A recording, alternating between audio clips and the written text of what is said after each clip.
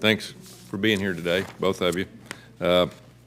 Very important. Our VA, especially in my state, we have so many veterans that we do it the right way. We give the best possible care, biggest healthcare system in the world.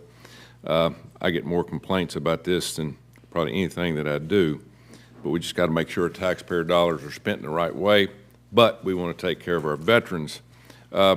First of all, bonuses, Mr. Jacobs, are these for doctors or administrators, these bonuses? The majority of the CSI payments that have been paid out by the department are going to frontline workers, and that ranges from environmental technicians who are keeping the hospitals clean to HR staff. The CSI payments that were provided inappropriately were done to leadership in the central office. Is this merit-based or seniority? So the requirements under the law are that they are positions that are in high demand and short supply, and the jobs that are relative to their specific position and critical skill. You know, we talked about projections. How often are your projections internally verified? I mean, do you internally go back, have people checking? How often does that happen? It's several times a year. We work to update our projections. We have two teams, one in the Office of Field Operations, one in our what we call the PA&I Performance Analysis and Integrity team, that they run different models and they work against one another to verify the projections and to stress test it. We then do that again, and as we did most recently in June, where we work to update the projections versus actuals based on the new real-time data that we've identified. As much money as we're talking about here, do we use any outside accounting or entities to go through these projections at all, or is it just all in-house? I believe it's in-house. I'd have to double-check and make sure that I'm not unaware of any additional outside review for the VBA process. All right, Mr. Illenhall, 2025. I think my staff was briefed that we're going to have a $22.6 billion shortfall. Is that correct? It's about a $12 billion potential shortfall into fiscal year 25 for medical care. Yeah, for 25, have we projected that for the year 25, or is that what you're talking about? For fiscal year 25, yes, yeah. Senator. Okay. Mr. Illenhall, since the PACT Act, the VA has announced that they have hired more personnel than ever before.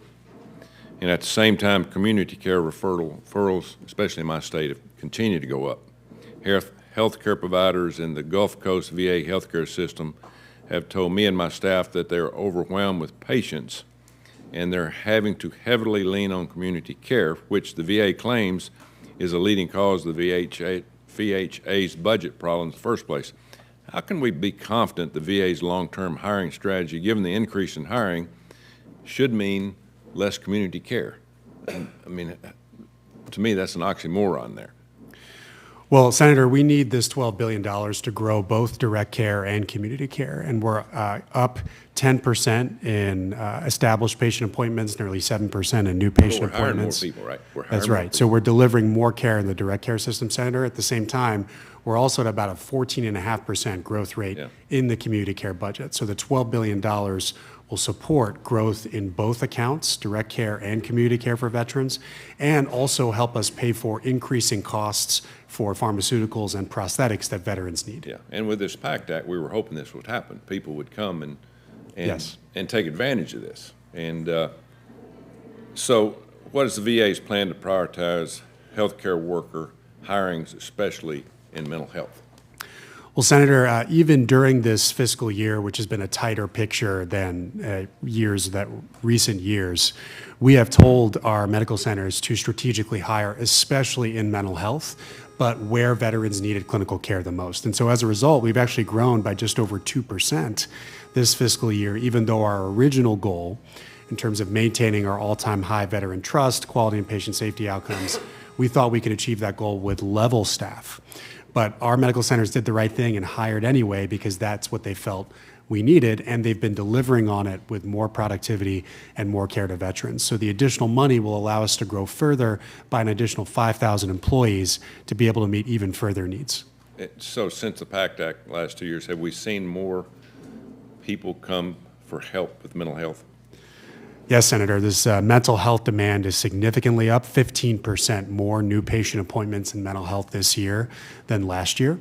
And we also have increases in all categories of mental health, including telehealth episodes of care. I hope we're looking at the new avenues of mental health, helping mental health. There's some things that hopefully we get in the next budget that we can help doctors with that are really helping PTSD. I know for a fact that they've helped in the VA in Arkansas. A friend of mine runs the VA there that's really helped. So it's going to cost money, which everything does, especially in healthcare. But thank you very much. Thank you, Mr. Chairman.